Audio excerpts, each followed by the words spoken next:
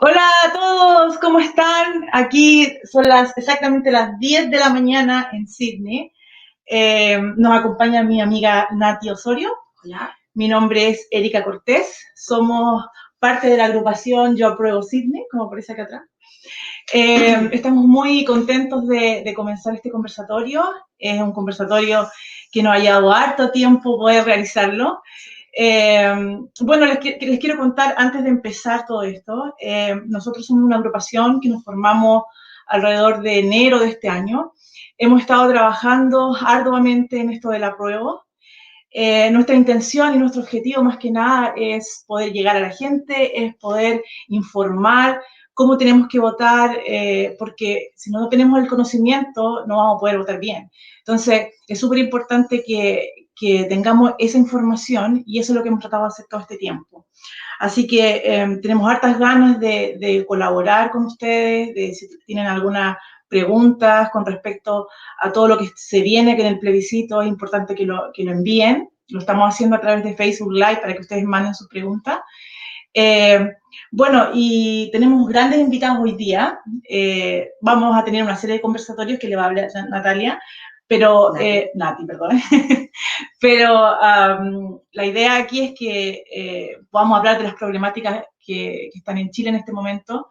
Queremos ayudar a Chile y creo que esta es la mejor forma, informándonos, ¿ya? Así que, Nati, ¿tú tienes? Bueno, hoy día tenemos, el tema es Constitución y Democracia y tenemos tres invitados. Tenemos a Diego Villazón, que es abogado chileno, que reside actualmente en Sydney y fundador de la Fundación Hojas. Él nos va a hablar de los aspectos básicos de la Constitución y por qué necesitamos una nueva Constitución en Chile. Luego tendremos a Nicolás Hurtado, que es cientista político y actual concejal de la Comuna de la Florida, que nos hablará de los límites que hay de la participación ciudadana en la Constitución actual. Y finalmente, nuestro compañero Raúl Méndez, que es egresado de la Universidad de Chile y actualmente hace su práctica en la Corporación de Asistencia Judicial en Derechos Humanos, y que nos hablará de la Constitución, del estallido social y del plebiscito. Así que los invitamos a seguirnos hoy, a hacer sus preguntas a través del Facebook y para seguir participando de nuestros conversatorios, porque vamos a tener cada quincena un conversatorio. Vamos a hablar de temas como constitución y pensiones, constitución y salud, educación, derecho medioambiental e inclusión, entre otros.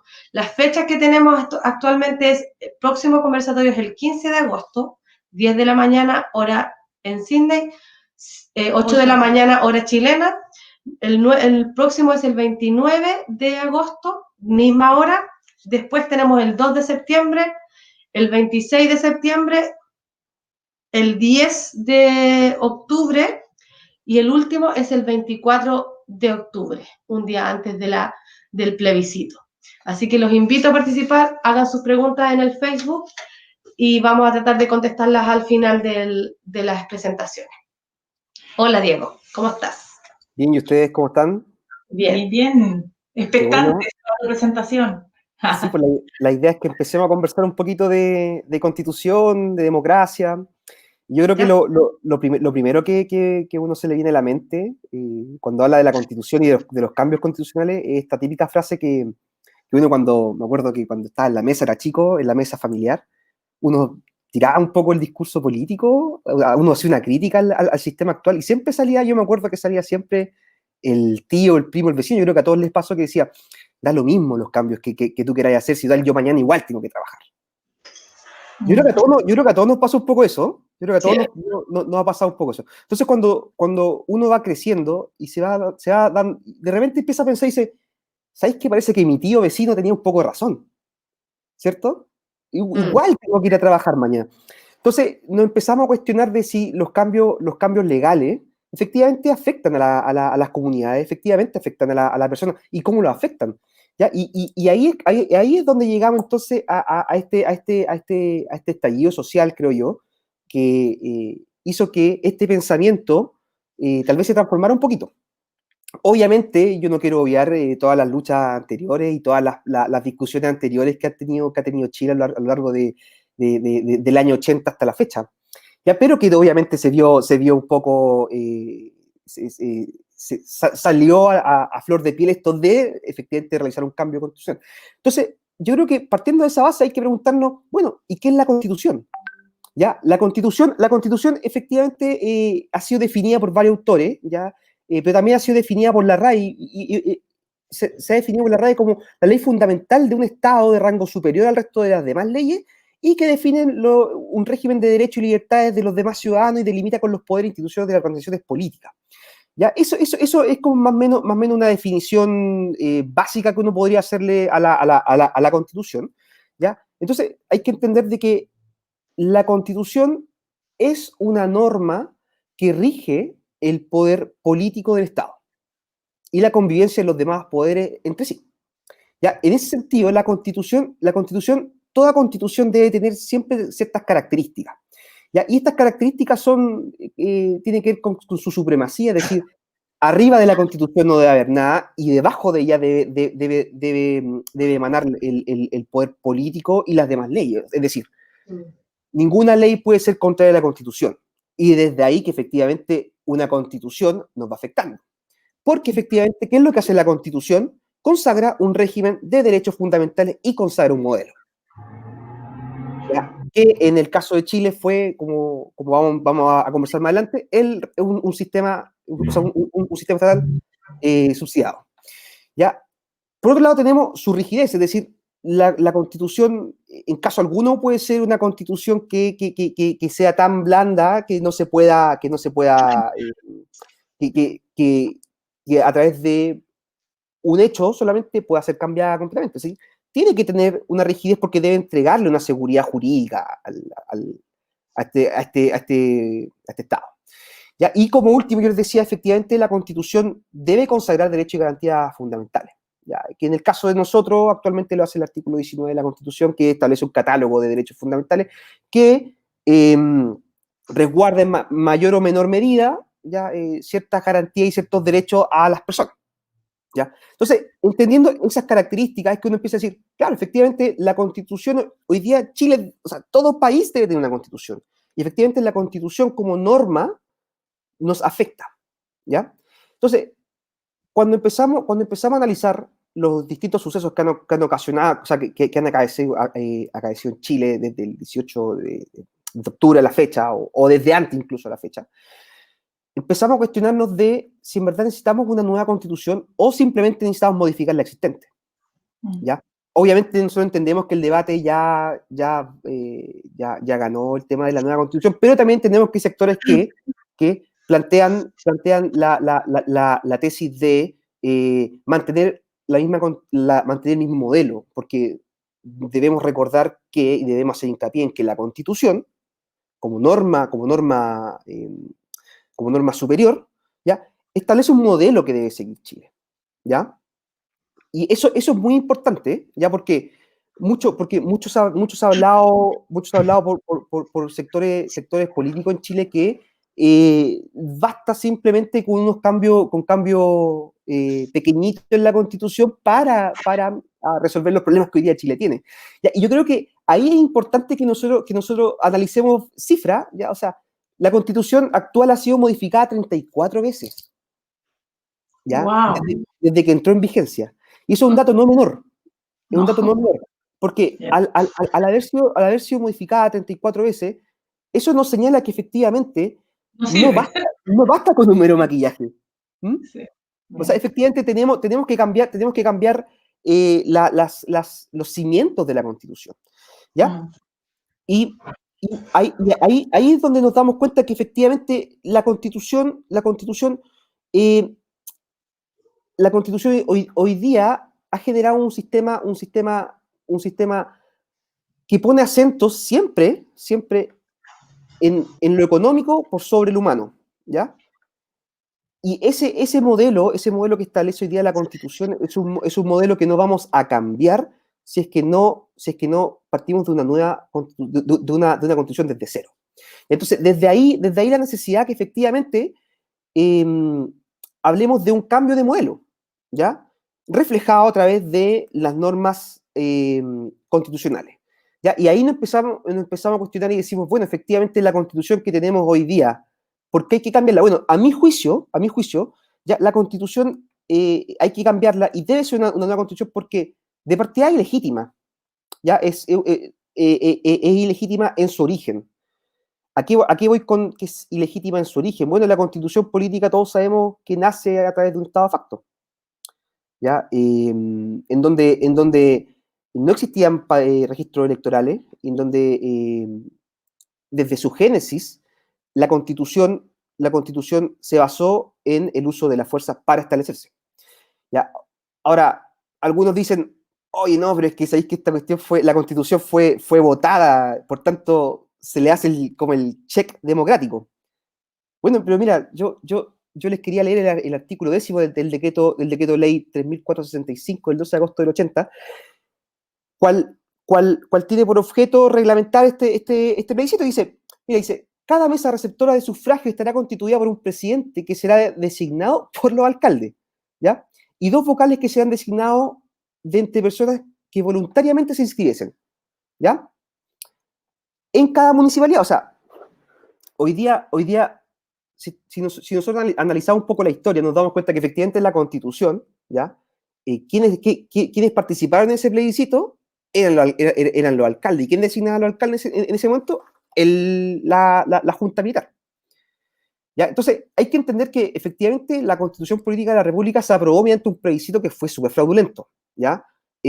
Donde no hubo registros electorales, donde existía un estado de excepción y con los adversarios políticos que se encontraban en el exilio, ¿ya? Y efectivamente existía un monopolio de las comunicaciones por parte de la dictadura militar, ¿ya? Entonces, finalmente entendemos que la Constitución se aprobó con un 65,71% de los votantes, ¿ya? Que es harto, ¿ya? Pero ahí se aprueba con una mayoría en razón de la fuerza. Entonces, ya desde el origen, la Constitución política es ilegítima. Exacto. Entonces, después a mi juicio, la Constitución es extremadamente, también debe cambiarse porque es extremadamente rígida. Ya, antes de la reforma constitucional al capítulo 15 de la Constitución, la Constitución no contemplaba un mecanismo para la creación de una nueva Constitución, ¿ya? Entonces solamente contemplaba un capítulo de reforma de la Constitución, ¿ya? ¿Y esto por qué? Esto porque también, yo entiendo que los otros, no me quiero detener acá porque los otros expositores van a hablar acá mucho, pero porque el modelo político pensado por la dictadura militar, ¿ya? Era precisamente que fuese un gobierno proclive al neoliberalismo o no, siempre tuviese la obligación de gobernar en dicha dirección, ¿ya? Entonces, y así lo planteó Jaime Guzmán, lo planteó en la Comisión Ortúzar con esta frase que el adversario se debe ver construido y todo el tema, ¿ya? Entonces cuando nosotros nos damos cuenta de que hoy día Chile no tenía mecanismos en los cuales la ciudadanía pudiese plantear cambios a esta constitución que, insisto, plantea un modelo diferente, un modelo económico, ¿ya? Efectivamente, hay que cambiarla, ¿ya? Por otro lado, no, you're not. I'm still in the show. Por otro lado, yo también planteo que la Constitución debe cambiarse, ¿ya? Porque efectivamente la Constitución actual, si bien es cierto, consagra un catálogo de derechos fundamentales, ¿ya? Hoy día la Constitución, al tener un corte neoliberal, ¿ya? Y que se basa en el principio de subsidiariedad, no consagra la esfera social de ciertos derechos, ¿ya? Así, por ejemplo, solamente para ejemplificar, o sea, tenemos el artículo 19, número 8, ya de la Constitución Política de la República, que habla acerca del derecho a un medio ambiente sano y libre de contaminación, pero no asegura el derecho de las personas a la naturaleza, ¿ya? Por otro lado, también tenemos el caso del 19, número 9, del derecho a la protección de salud, y nos damos cuenta que efectivamente la Constitución no asegura el derecho a la salud, sino que el libre acceso a esta, ¿ya? Mismo caso pasa con la Constitución, o sea, con el derecho a la educación, a la libertad de trabajo, ¿ya? El mismo caso pasa en materia sindical, ¿ya? Que no asegura la Constitución un sueldo digno, tampoco asegura en caso alguno, tampoco pone el énfasis en la organización sindical como base de la organización de los trabajadores. ¿Ya? Es más, intenta entregarle este sentido de libertad a los trabajadores de la afiliación y desafiliación. ¿Ya? Obviamente con la idea de no entregarle poder a los sindicatos. ¿Ya? Y finalmente yo creo que es importante que entendamos que la Constitución hoy día lo que hace es que nos plantea un modelo de Estado subsidiario. ¿Ya? Y nosotros nos preguntamos, bueno, ¿y qué esta cuestión del Estado subsidiario, el principio de subsidiariedad? Bueno, no es más que entender que el Estado de Chile, ¿ya?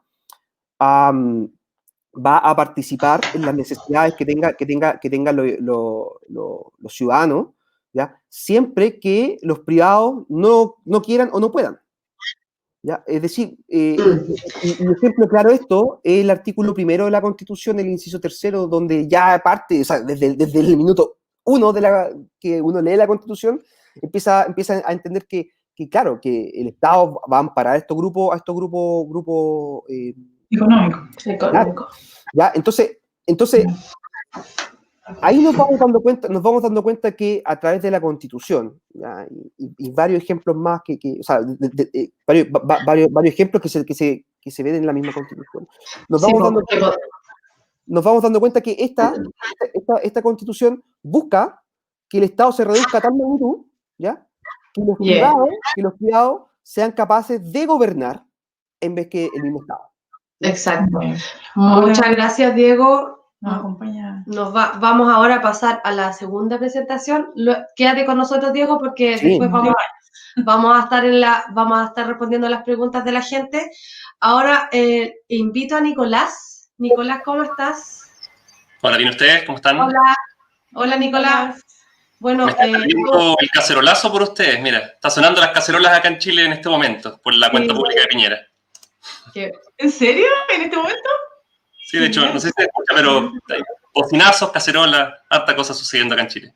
Oye, Diego, Nicolás, perdón. Diego, muchas gracias. No te vayas, quédate con nosotros.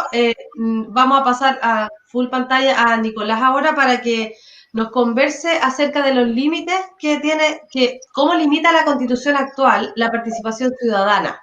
Entonces, Nicolás tiene una vasta experiencia como dirigente social en diversas organizaciones medioambientales, estudiantiles y otras, y ahora actualmente es concejal por la Florida. Así que te dejamos la pantalla para ti, Nicolás, y estamos atentos a tu exposición. Muchas gracias, Erika, Nati. Bueno, también saludar, aprovecho a Diego, a Raúl y a todos los que componen Comité Yo Apruebo Sydney. Gracias por la invitación. Yo, tratando de seguir un poco la línea de lo que planteaba recién Diego, yo creo que acá es relevante primero relevar el concepto que da, en este caso, la Constitución como el apellido, por así decir, porque es la Constitución política de la República, no es la Constitución de la República solamente. Entonces, primero, a mi parecer, y esto lo digo desde la óptica de un cientista político que vio desde cuando estaba estudiando que la palabra política era aborrecida por toda la población porque la gente odia esa palabra, ¿cierto? Que era un odio mal concebido, porque en definitiva la Constitución política, cuando busca ese concepto, es ver cómo nos ordenamos, cómo tenemos reglas, cómo tenemos de alguna forma una sociedad, o la polis, que ahí sale el concepto desde los griegos, para poder tener en este caso un contrato social que nos permita tener, ojalá, la mayor cantidad de condiciones, derechos y situaciones que nos den un poco de dignidad en estos tiempos en los cuales eso adolece tanto. Entonces, efectivamente, yo creo que ahí está el punto en el cual, primero, para partir estas como típicas campañas despolitizadoras que se han dado en contra de la política, porque en definitiva se reducía la política prácticamente al grupo de acciones que hacían los políticos remunerados, ¿cierto? Y creo que esto es algo completamente más amplio. Los dirigentes sociales, personas que están trabajando y participando por mejorar su villa, su población, ellos están haciendo una acción eminentemente y completamente política. Entonces, de ahí es que creo que la constitución política, por lo mismo, es algo que nos compete no solamente a abogados, no solamente a constitucionalistas, no solamente a la academia, sino que algo que nos debiera competir a todos, y por lo mismo este es un momento histórico que estamos viviendo como país, que ojalá, espero, el coronavirus no lo eche para atrás o no lo corra más adelante, de poder por primera vez en nuestra historia decidir cuál va a ser las reglas del juego que nos van a, de alguna forma, gobernar.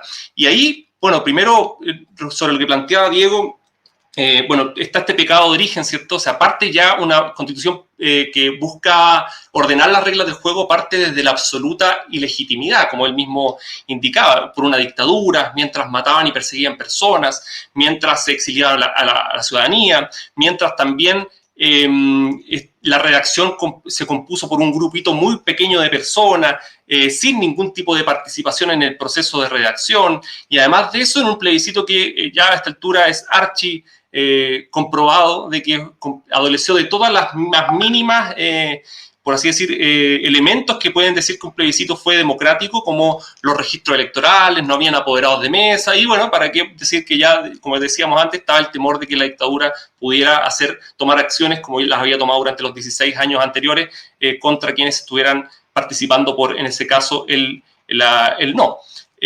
Bueno, habiendo dicho eso, entonces, es que en definitiva, la Constitución lo que generó, aparte de los elementos que planteaba Diego, y este es el que yo me voy a centrar en lo que voy a plantear ahora, es el de haber generado un amarre de nuestra estructura política y social a los intereses de los grupos que la redactaron.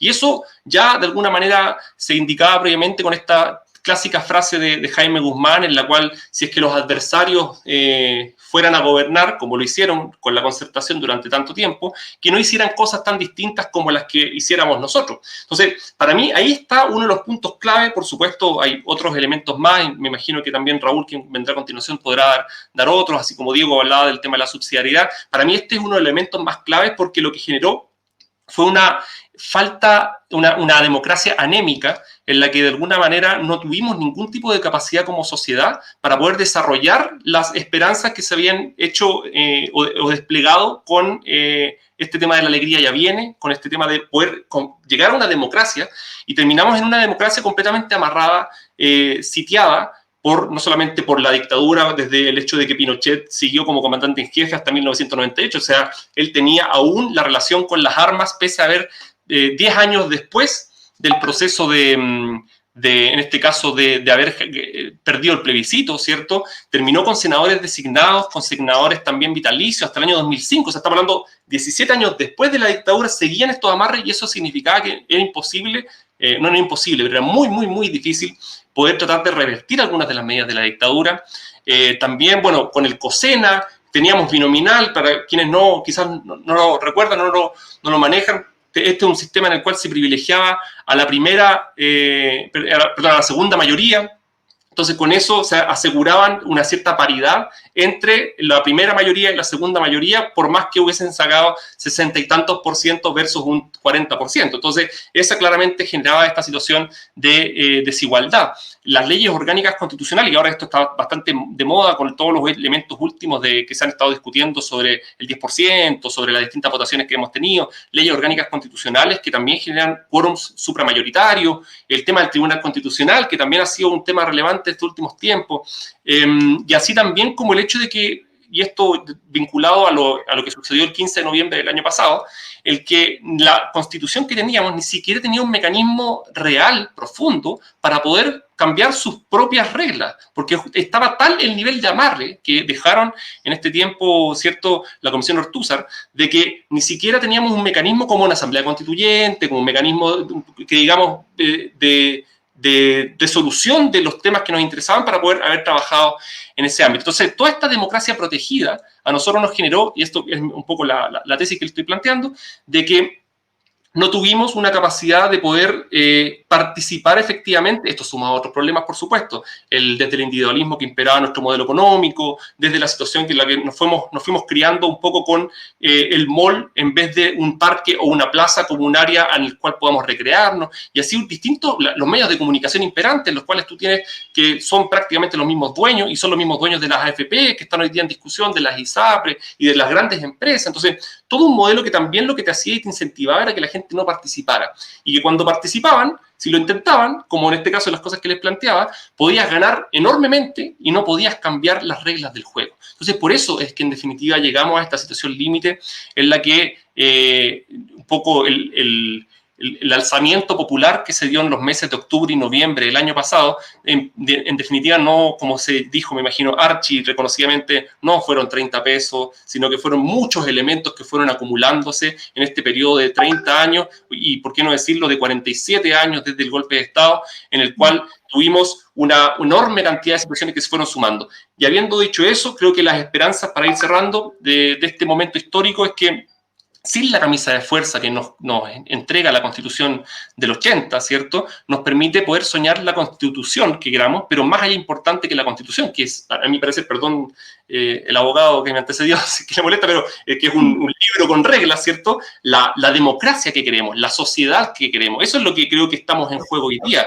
Y ahí, y con esto sí que cierro, tenemos muchas cosas que poder discutir, que es la posibilidad de poder, por ejemplo, tener iniciativas populares de ley, que es tener voto programático, que es tener la posibilidad de sacar a alguien también que quizás no está cumpliendo, sacarlo de su cargo y poner a otra persona. Ya hemos tenido algunos avances como el voto en el extranjero, que me imagino ustedes también van a hacer ejercicio de aquello, el límite a las reelecciones, que también este tema fue bastante reciente, limitación a la empresa, a que las empresas aporten a las candidaturas, y así una enorme cantidad de temas que podemos ir discutiendo, desde tener un Congreso unicameral en vez de con dos cámaras, porque un sistema tan presidencialista que, como decía Diego, es tan rígido, en el cual Piñera puede tener a toda la población en contra, pero no hay ninguna forma de que eso cambie porque tenemos un sistema rígido, a diferencia de, por ejemplo, un sistema parlamentario en el cual van cambiando las piezas del tablero de ajedrez en la medida que se van constituyendo, ¿cierto? Como, por ejemplo, sucedió en Inglaterra con la caída de distintos primeros ministros, porque simplemente así va sucediendo con el tema del Brexit. Entonces, todos estos elementos creo que nos permiten tener una esperanza para que en el plebiscito del 25 de octubre, si es que se llega a concretar, repito, por el tema de pandemia, podamos por fin soñar con una sociedad más justa y con una sociedad en la que tengamos todos derecho a participar, y no solamente el derecho a participar, sino que una vez que participemos, que realmente sea vinculante el ejercicio de la voluntad del soberano, que en este caso es el pueblo. Muchas gracias. Muchas gracias. Muchas gracias, Nicolás. Ahora quédate con nosotros para que nos podamos contestar las preguntas del público. Vamos a invitar ahora a Raúl Méndez. Raúl, ¿estás por ahí? Raúl nos va a hablar de Constitución, estallido social y el plebiscito. Raúl, sí. Tú pasaste bastante tiempo con nosotros acá en Sydney y nos colaboraste en los cabildos abiertos que hicimos el año pasado, y bueno, ¿quién mejor que tú? Amigo personal de nuestro grupo. ¿Quién mejor que tú, Raúl, nos puedes hablar de todos estos temas? Así que te dejamos la pantalla para ti ahora, para que nos des tu exposición, y nos quedamos después para conversar con el público. Vale, gracias. Sí, pues primero agradecerle y felicitarlos por el espacio. En realidad siempre está bueno poder hablar de estas cosas, poder llegar a más gente. Y mi idea en general es un poco, en este tema de constitución y democracia, ¿cierto?, situar el contexto actual, ¿cierto?, lo que es el 18 de octubre y todo lo que ha pasado después. También el contexto global de lo que ha pasado en Chile durante mucho tiempo, ¿cierto? Y esto pretendo hacerlo en general repasando el pensamiento de un par de personajes notables, ¿cierto?, que determinan la institucionalidad, como son Diego Portales, Jaime Guzmán, en cuanto ambos siempre se manifestaron con una idea muy particular respecto de la democracia. Una idea que viene a infundir, ¿cierto?, todas las instituciones y todos los canales de esta verdadera... de este verdadero carácter no democrático. Diego Portales, allá antes de ejercer, o sea, antes de entrar al gobierno, en una carta, ¿cierto?, expresaba su ideal de democracia, donde decía que la democracia era verdaderamente un absurdo en los países americanos y que un gobierno como el que se necesitaba acá era un gobierno fuerte, centralizador, cuyos hombres fueran verdaderos modelos de virtud y patriotismo y enderezar a los ciudadanos por el camino del orden y las virtudes, ¿no es verdad? Y eso fue un poco la forma en que la élite concibió la democracia, o concibió en verdad el ejercicio del gobierno y el ejercicio del poder durante los años que nos llegan hasta ahora. Y no ha cambiado mucho en realidad. Podemos hacer ese recorrido a través de distintos canales, podemos hacer ese recorrido de una manera quizá un poco más formal cuando hablamos de la historia del voto, que no es sino hasta 1970 en que de verdad conseguimos tener un voto universal en Chile y sabemos quién ganó y sabemos lo que pasó después, ¿no es verdad?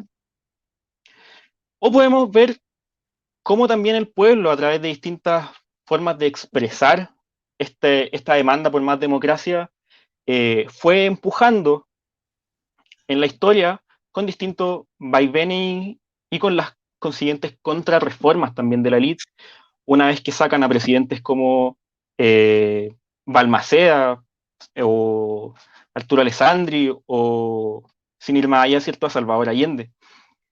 Entonces nos encontramos en que llegamos al periodo, ¿cierto?, actual, donde quizás ya no es tan fácil para la élite mantener esta democracia protegida o mantener simplemente aislada a la población de lo que es el ejercicio democrático, y surge esta necesidad de una forma más sofisticada de ejercer este control. ¿Y cómo se expresa esta forma más sofisticada? Y que ya lo han repasado, ¿cierto?, anteriormente. Jaime Guzmán, cuando piensa en el ejercicio democrático, cuando piensa en crear esta constitución que tenemos el día de hoy, lo dice con todas sus letras.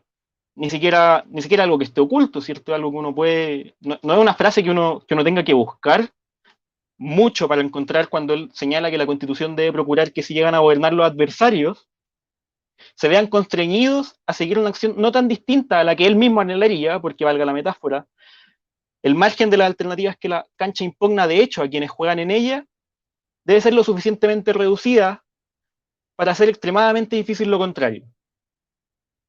¿Qué hace Jaime Guzmán entonces? Ya no podemos, ¿cierto?, simplemente apartar a la gente del ejercicio democrático.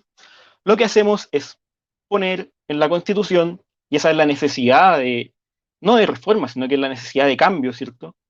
Poner en la Constitución una serie de cerrojos que hagan imposible el ejercicio democrático tal como las mayorías quisieran que se diera, ¿cierto? Y pone senadores designados, pone un sistema electoral binominal, pone quórums supramayoritarios, ¿cierto? Los 4/7 y 3/5 para las leyes orgánicas constitucionales y las reformas constitucionales, y pone también lo que es la competencia preventiva del Tribunal Constitucional.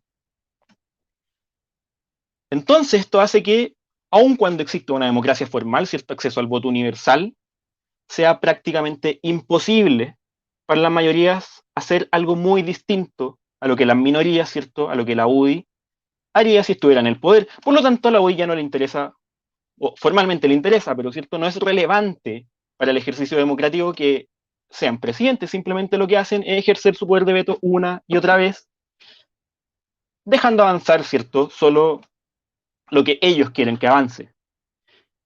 Y ahí llegamos, ¿cierto?, a probablemente la más importante reforma de la Constitución, que es el 2005, cuando Lagos, ¿cierto?, pone la firma en la Constitución y de cierta manera señala que hemos llegado a reformarla y pone su sello, ¿cierto?, de legitimidad.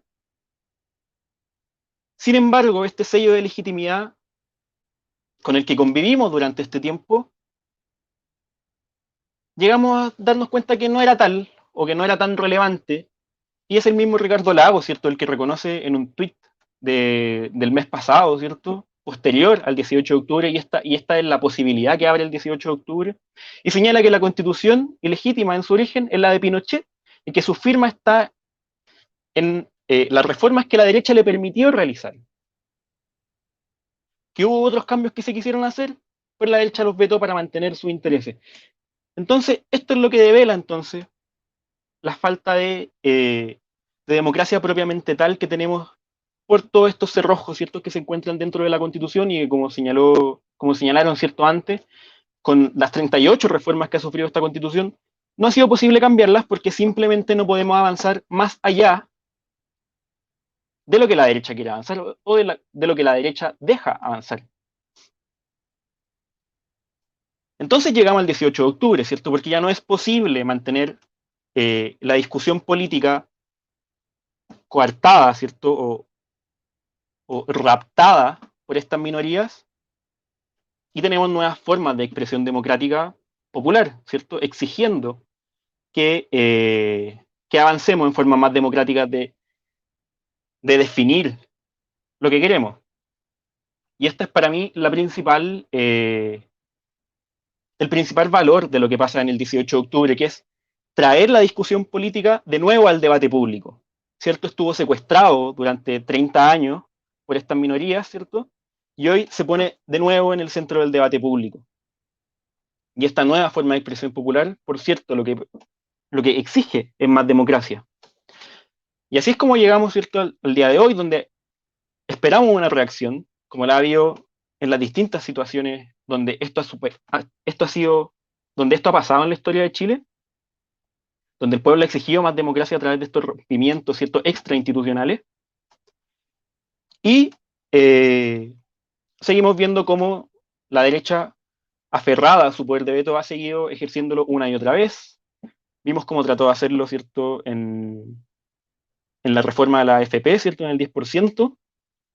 O, por ejemplo, y como señalaba Nicolás, ¿no es verdad?, en el tremendo presidencialismo, ¿cierto?, que hay en la Constitución chilena actual, y ahí vemos cómo el poder de veto ejercido por el presidente pudo vetar, si bien no la reforma del 10%, que bien pudo haberlo hecho, pero no lo quiso hacer, le dio miedo, ¿no es verdad? Pero, por ejemplo, Piñera, desde el 18 de octubre hasta el día de hoy, es decir, en 10 meses, ha ejercido su poder de veto 6 veces. Eso quiere decir que el Congreso ha aprobado 6 leyes con mayoría democrática en el Congreso, y Piñera le ha dicho que no. La última de ellas, probablemente la más paradigmática, que es la de no pago de servicios básicos, ¿no es verdad?, para permitirle a la gente un respiro en el contexto del coronavirus. Pero esto es entonces la importancia de cambiar la Constitución. Hasta hoy en día 38 reformas que no han permitido avanzar más allá de lo que la derecha quiere, cuando en otros contextos, por ejemplo, la Constitución de 1925 no sufrió más de 10 reformas, permitió el avance democrático cooptado, ¿cierto?, por la élite que terminó en una dictadura. Muchas gracias, Raúl. Vamos a empezar a invitar a Nicolás y Diego, si se pueden unir. Todos juntos, please, como los jaivas. Vamos a empezar a contestar las preguntas de algunas de las personas que nos han escrito a través del chat en el Facebook. Acá tenemos a Omar, que nos pregunta si alguno de ustedes nos puede responder. Dice, cuando hablamos de cambio de constitución desde cero, ¿pueden explicarnos cómo serán elegidos los miembros de la comisión redactora y cuáles serían los requisitos para postular o ser postulado? Si alguno puede conversarnos acerca de eso. Sí, bueno, para poder ser candidato bueno, hay que distinguir en la pregunta, ¿cierto? Una cosa es la convención constitucional, ¿cierto?, los convencionales constituyentes. Para ser convencional constituyente, básicamente todas las personas pueden ser candidatos, ¿no es verdad? Sin embargo, la forma de elegirlo es por el sistema proporcional que actualmente rige para los diputados. Entonces, técnicamente se forman listas por partido o afinidades, y posteriormente los que son escogidos por este sistema proporcional, ¿cierto?, mediante el voto, pasan a ser convencionales, y dentro de la convención constituyente, ojalá no mixta, ¿cierto?, convención constituyente, se designa lo que sería la comisión redactora, pero luego de una discusión que se da entre ellos, ¿cierto?, y mandatado a redactar lo que de la convención lo que de la convención surja, ¿no? Pero eso no hay muchos requisitos más que ser mayor de edad y los requisitos básicos para cualquier elección. ¿Sí?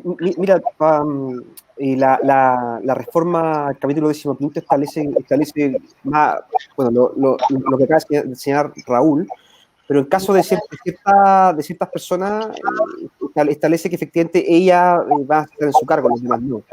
Ya, mira, la tengo acá, la estoy leyendo, por ejemplo, en el caso de los subsecretarios, secretarios regionales, miembros del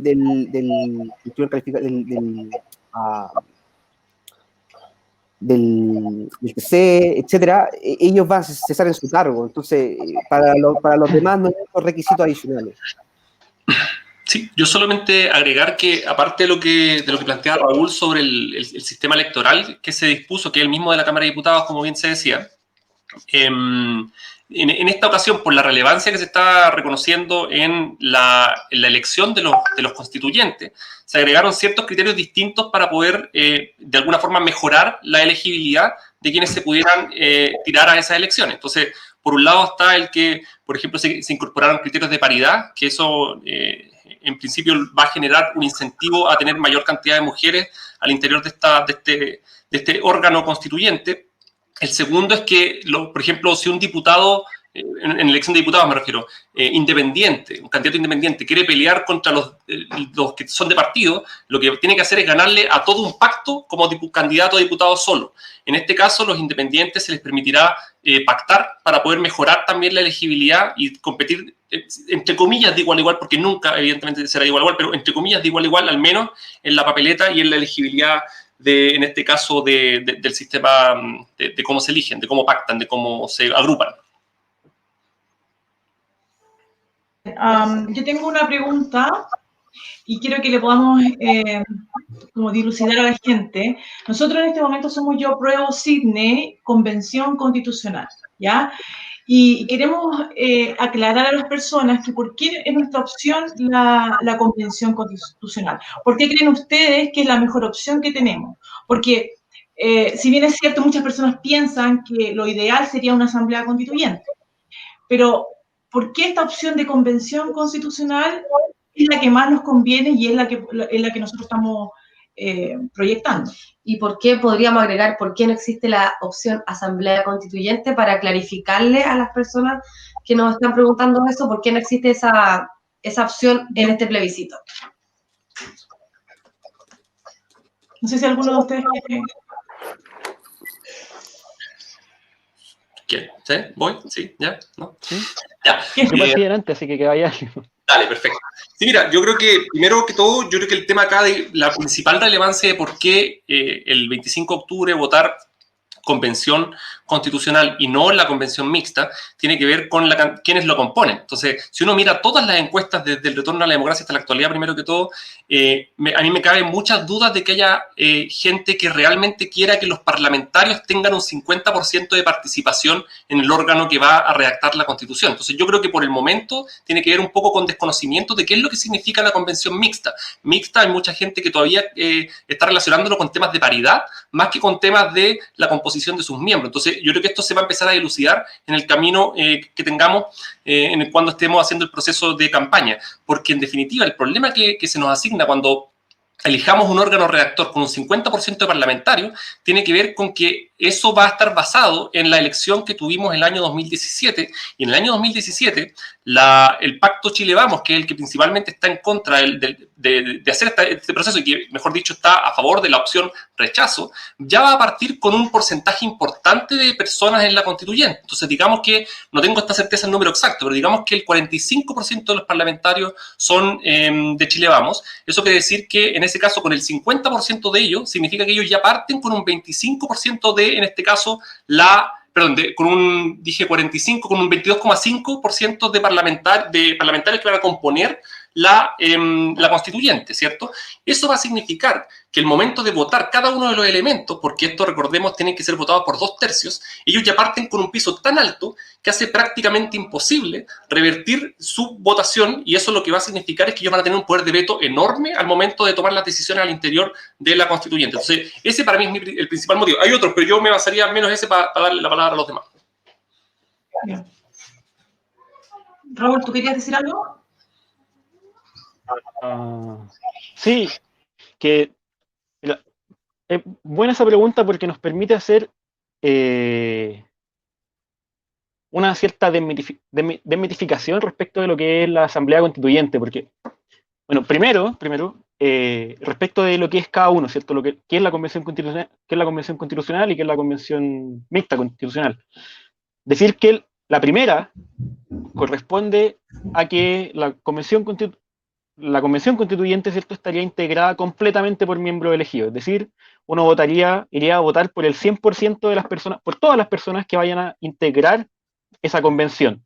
En cambio, la Convención Mixta Constitucional, el voto solo se abriría para escoger al 50%. Es decir, nosotros como ciudadanos escogeríamos al 50% de la convención y el otro 50% sería escogido por el Parlamento de entre sus miembros. Eso, para que quede bien claro conceptualmente, son distintos porque uno es completamente elegido y el otro es elegido solo en la mitad y la otra mitad es compuesto por parlamentarios en ejercicio. Ahora, respecto de lo que es propiamente tal una asamblea constituyente. Una asamblea constituyente se identifica en derecho, más allá de la opinión que uno tenga de cómo a uno le gustaría una asamblea constituyente, ¿cierto? Una asamblea constituyente se identifica en derecho completamente con lo que es la Convención Constitucional. Es decir, teóricamente, entre la Asamblea Constituyente y la Convención Constitucional, tal como está expuesta, ¿cierto? Tal como está en la Constitución hoy en día, tal como vamos a votar, no hay ninguna diferencia, son lo mismo. Lo único que cambia en la nomenclatura es el nombre. Y uno se podría preguntar por qué cambia el nombre, ¿cierto? ¿Por qué si es una asamblea constituyente no la llamaron asamblea constituyente?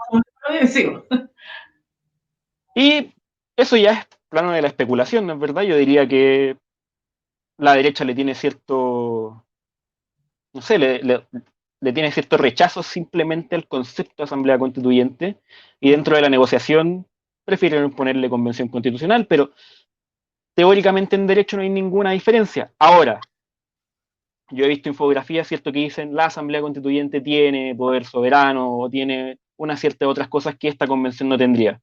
Esas discusiones respecto de cómo a uno le gustaría que la asamblea constituyente fuera. Quizás, Pero es disculpa, distinto eso. Raúl, quizás sería eso por el tema de los quórum también, porque en una asamblea constituyente tú podés establecer tus propios quórum. Una asamblea constituyente puede establecer sus propios quórum o puede no hacerlo, ¿se entiende? Esa es la diferencia, es como cómo a uno le gustaría una asamblea constituyente. ¿Se entiende eso?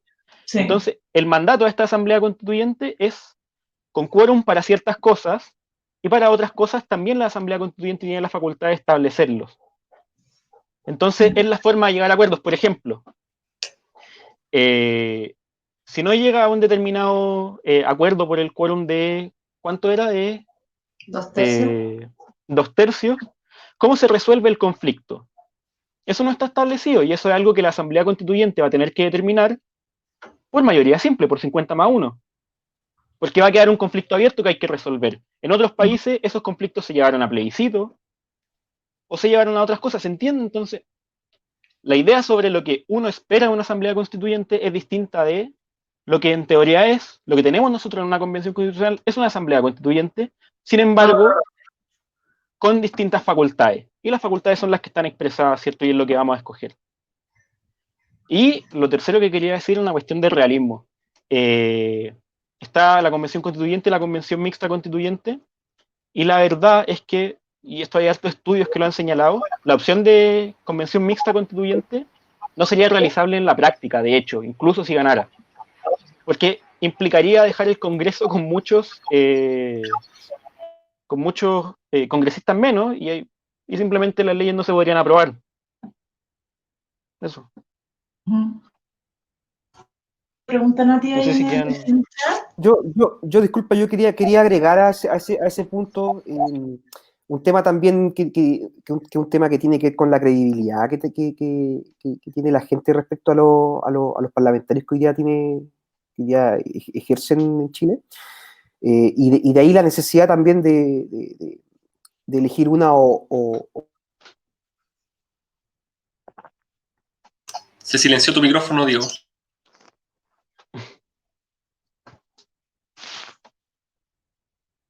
Censurado. No, tenemos un problema técnico, estamos resolviendo, pero en resumen, Nuestro técnico se durmió. no, pero Pepe out hacker. ahora sí puedes, Diego. Me estaban censurando. El veto de las minorías. Se ejerció el poder de veto, parece. Se ejerció el poder de veto. No, bueno, el de grafito corto. No, yo creo que más allá de lo que plantea Raúl y lo que plantea Nicolás, que yo creo que están en lo cierto, ya, yo también me gustaría plantear este tema de elegir una o cuál opción, ya, entendiendo también cuál es la confianza que tiene la ciudadanía, que tiene Chile respecto de sus parlamentarios. Ya, hoy día vemos que, no recuerdo efectivamente las cifras, pero uno de los peores evaluados por los chilenos es precisamente el Congreso. Entonces, la pregunta que nos tenemos que hacer es, ¿queremos que las mismas personas que nosotros creemos que no están haciendo bien su trabajo vayan a redactar una nueva constitución? Claramente. ¿Qué seguridad nos entrega que van a redactar una nueva constitución y no se va a redactar una constitución bajo las mismas normas que actualmente existen? O bajo los mismos parámetros, o bajo el mismo modelo que actualmente existe, porque yo quiero insistir en esto. Lo que está en juego acá, y bien lo dijo Nicolás, es un cambio de modelo. Y si nosotros no entendemos que esa es la vía, vamos a tener el mismo modelo, pero con diferentes normas. Exacto. Yo puedo acotar una cosita que se me quedó en el tintero, que era justamente sobre lo que plantea Raúl, que tiene que ver con un poco esta discusión entre Asamblea Constituyente versus Convención Constitucional, que yo creo que no es menor, porque eso podría generar que mucha gente quizás se abstuyera de ir a las urnas porque dice, es que esto no es lo que yo quería. Y ahí al respecto, yo al menos un poco lo que hicimos acá cuando en octubre, noviembre estábamos visitando las asambleas y los cabildos, había mucha discusión, habían abogados constitucionalistas, etcétera. Al menos a mí lo que me queda claro, bueno, son dos elementos. Uno que, por un lado, creo el problema mayor es el que es como la guerra simbólica, en definitiva, porque no podemos decir como el concepto asamblea constituyente en este espacio, porque es que podríamos tender a confundir a la gente, y eso creo que es una pequeña guerra que ganó la derecha por poder ceder, en este caso, el tema de fondo, que era el dar el paso al cambio a la Constitución. Entonces, raya para la suma, claro, es lamentable, pero yo me quedo con el cambio de fondo, que es el cambio a la Constitución. Pero yo solamente para hacer la distinción completa entre los tres, al menos para mí, lo que creo yo, tiene que ver con tres elementos que es una asamblea constituyente, y eso un poco podríamos chequear si es que los cumple la CC o no. Que es que uno, es un órgano para redactar una constitución, y la convención va a cumplir ese objetivo, ¿cierto? El segundo es que tenga una elegibilidad completa, o sea, la convención mixta no cumpliría entonces por lo tanto no es una asamblea constituyente, la convención al ser 100% electa cumple con ese criterio. Y el tercero, que yo creo que es el único como que uno puede entrar a discutirlo acá, pero yo creo que tiene que ver más bien con la temporalidad, este tema de cuán soberana o cuán amarrado viene la convención respecto a quién determinó su origen, ¿cierto? Entonces, por ejemplo, aquí viene el tema de los 2/3, el tema de su composición, de su elegibilidad, de cómo se resuelven los conflictos, todo lo que se planteaba previamente. Y ahí un poco lo que hemos visto es que en general, porque se dice, bueno, es que esta asamblea constituyente sí y esta otra asamblea constituyente no. Y es porque yo diría que la separación que al menos hemos visto es que hay muchas asambleas constituyentes que también partieron con reglas bastante claras desde su origen. Y eso es porque en general eran sistemas que, si bien tenían un problema, no estaban en tal nivel de crisis como para comenzar desde cero, por así decir.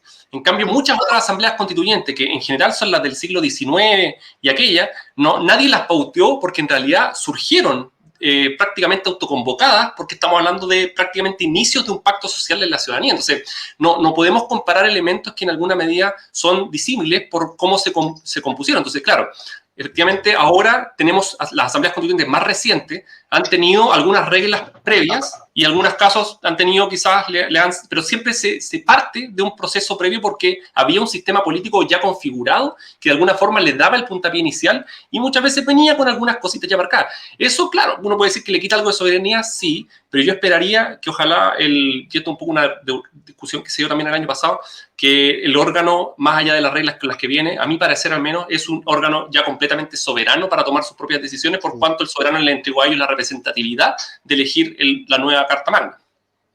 Exactamente. Yo quería agregar una pregunta, bueno, respecto del voto. El voto, como todos sabemos ahora, es un voto voluntario, no es un voto obligatorio, y eso personalmente yo creo que es un problema. Un problema puesto que muchas personas, y como se les convenció a muchas personas que no importaba votar.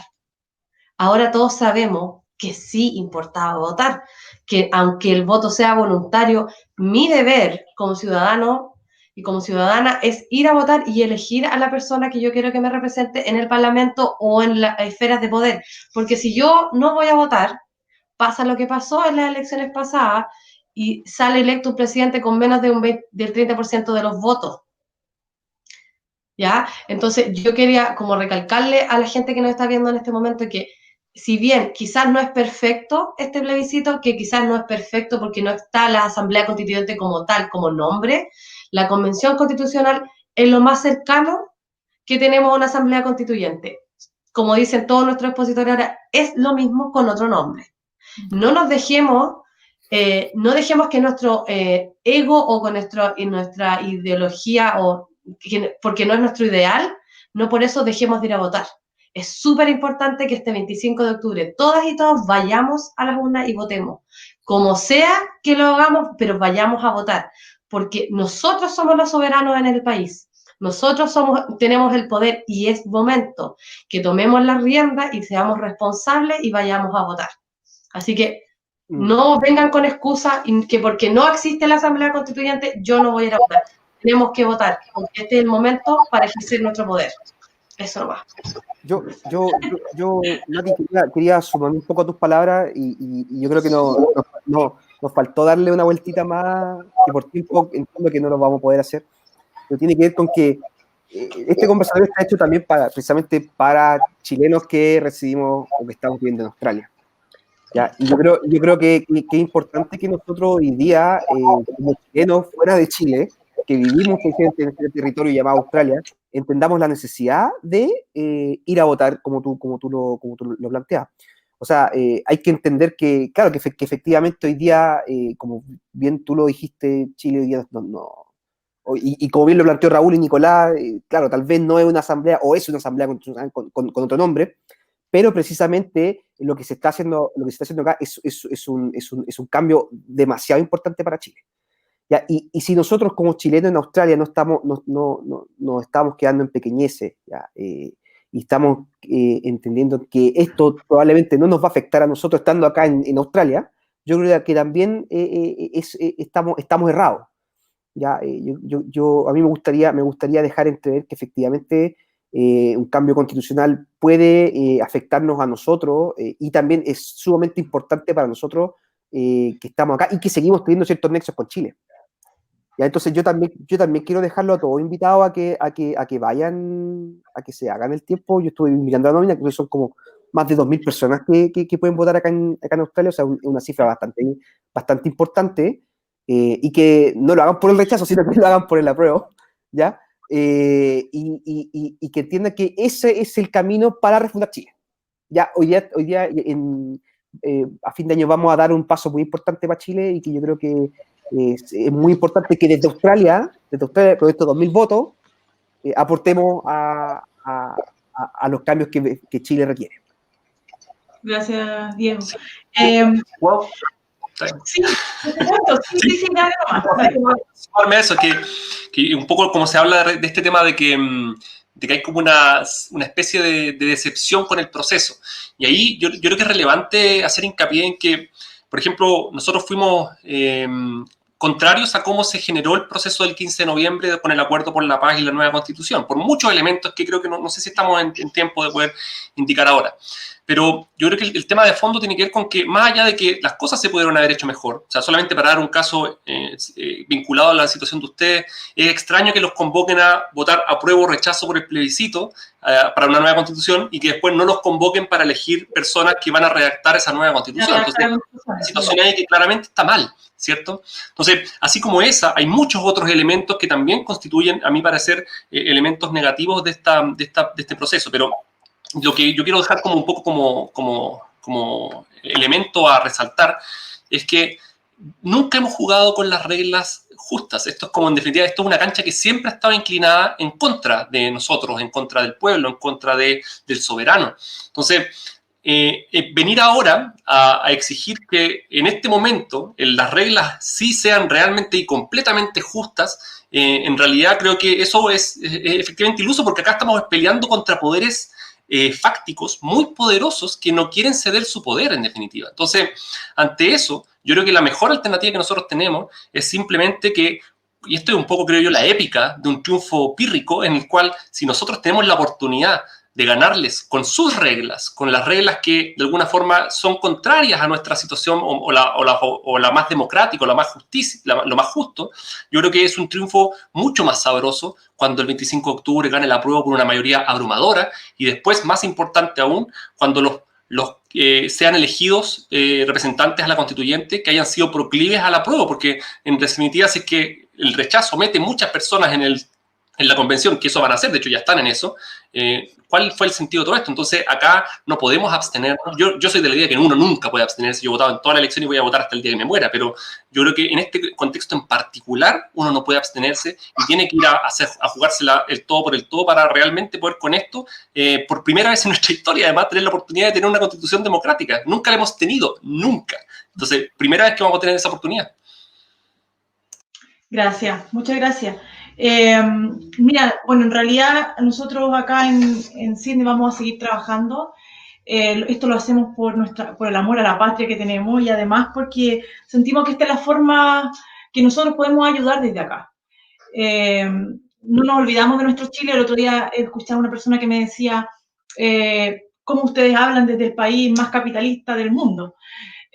Sí, vivimos en un país capitalista, pero sin embargo las condiciones básicas necesarias se viven acá. O sea, aquí hay dignidad para la gente, incluso para la gente más pobre. Y eso es lo que nosotros queremos para nuestro Chile, las cosas básicas necesarias para vivir.